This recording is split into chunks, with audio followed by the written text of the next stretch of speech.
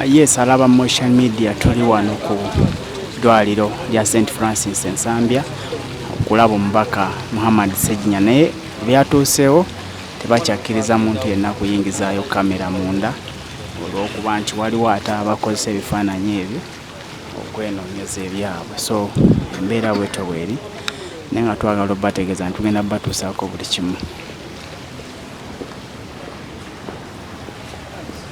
Oyo mubaka Shamimu Malende ava kulaba kuonale embeera gy'alimu era atubuulidde embeera gy'ayitamu na biki ebyetaagisa okuba nga bikolebwa.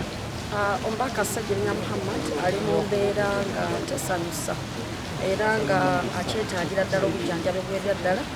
Abasawo bakoze buli kye basobola nga mu busobozi bwabwe wano mu malwaliro g'e Uganda wano Ensambya era balaga okufaayo era naye abasinga era naffe tubasinga naye ate awulira nga okusinziira ku bwawulira mu bulamu bwe yeetaaga obukuba okusingako naddala obw'abasawo abo balinamu okukkiriza tebabadde bajje bagoberera obulwadde bwe kati bali mitala w'amayanja.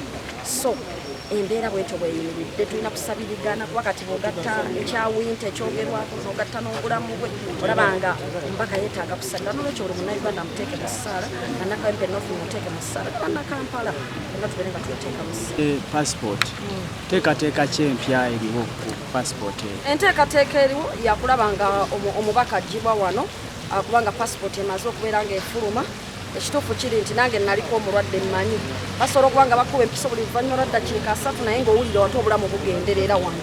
So ensonga eyo nayo tekitutenga yakusaaga n'olwekyo empapula ze ez'okumutambuza okumujja wano okumutwala mu basawo be ababadde nga bamujjanjaba ebbanga lyonna bali emitala w'amayanja okugenda mu maaso osobola okuba nga nsonga enkulu tulina okuteeka omulaka okuteeka ebikozesebwa mu malwaliro gaffe n'okulaba nga abakungu baffe tebakutugenda kukolera mu nsi ndala kubanga ekimu ku nsonga lwaki abakungu abasinga olulwala essuubi lyabwe liba libali kugenda mu malwaliro g'ebweru ate osanga nga bannayuganda eba experts abakolera mu malwaliro ago.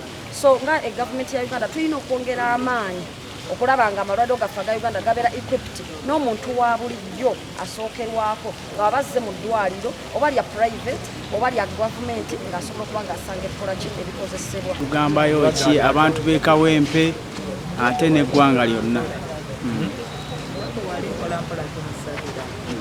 Twagala nnyo okumutwala ebweru agende bamujjanjabe naye olwandiira winta ate eriyo obunyogovu bungi atajja kukosebwa nnyo ate nga kubasinze mugendeddeko kubanga wano mubeera kuki